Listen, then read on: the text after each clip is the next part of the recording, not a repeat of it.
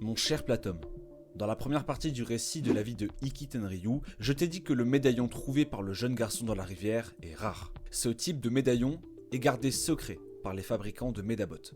Nous savons que plus de 90% des Medabot du monde entier sont fabriqués par la corporation Medabot, une société privée fondée par le Dr Aki.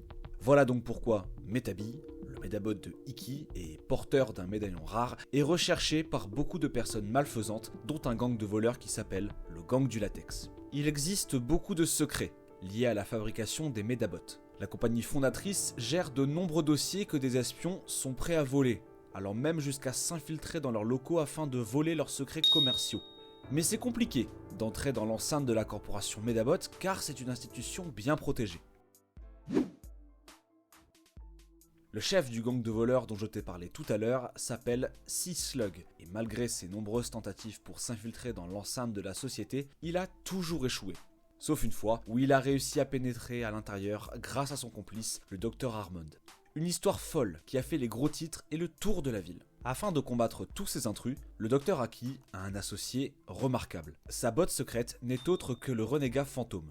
Le but du renégat fantôme est de récupérer tous les médaillons rares pour le Dr Aki. Par exemple, le médaillon trouvé par Ikki dans la rivière avait été volé par le gang du latex et le renégat fantôme l'avait récupéré avant de le faire tomber, ce maladroit. Voilà comment le médaillon a échoué dans la rivière. Pour connaître l'identité du renégat fantôme, je te conseille de rester attentif jusqu'au bout de mon récit. Je suis sûr que son identité va te surprendre.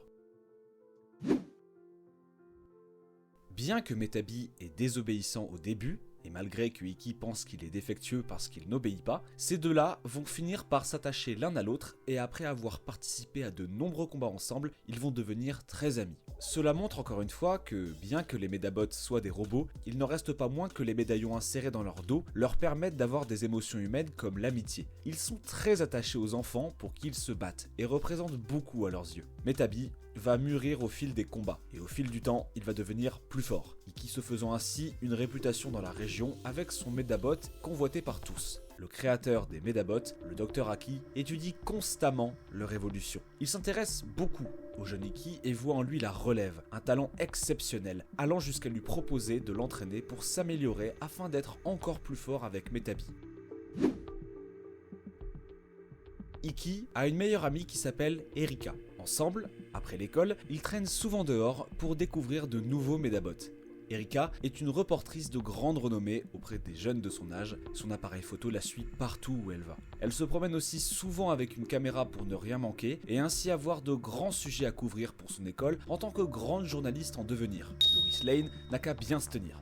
Grâce à Erika, Ikki vit de nombreuses aventures, des enquêtes incroyables et de nombreux mystères à résoudre. Erika possède aussi un Medabot qu'elle a nommé Brass. Un Medabot plutôt féminin avec une allure d'écolière et toujours gentil avec sa maîtresse. Brass accompagne Erika dans ses reportages pour ne manquer aucun moment. Je t'ai déjà expliqué ce qu'était un Medabot et je t'ai parlé des combats de Medabot. Ceux-ci sont nommés des robatailles. Ces robatailles font rage dans la région. Ils sont le plus souvent arbitrés par un arbitre hors du commun. Qu'il pleuve, qu'il neige, au soleil, à la mer ou dans une plaine de jeu, l'arbitre des combats des Medabot répond toujours au rendez-vous, apparaissant sans crier gare là où on s'y attend le moins. Que serait un combat de Medabot sans lui? Absolument rien. Son amour des robatailles est inégal. Il est connu pour apparaître n'importe où, n'importe quand, afin de lancer et arbitrer les combats, en n'oubliant jamais d'en énoncer les règles à chacun des participants. Lors d'une robataille, il est établi que celui qui remporte le combat doit partir avec le médaillement de l'adversaire. Il s'agit des muscles du Medabot, un peu comme un squelette ou les jambes, les bras, la tête ou le torse. Imagine faire un combat de boxe et que le gagnant repart avec un bout de ton bras. Déroutant, n'est-ce pas?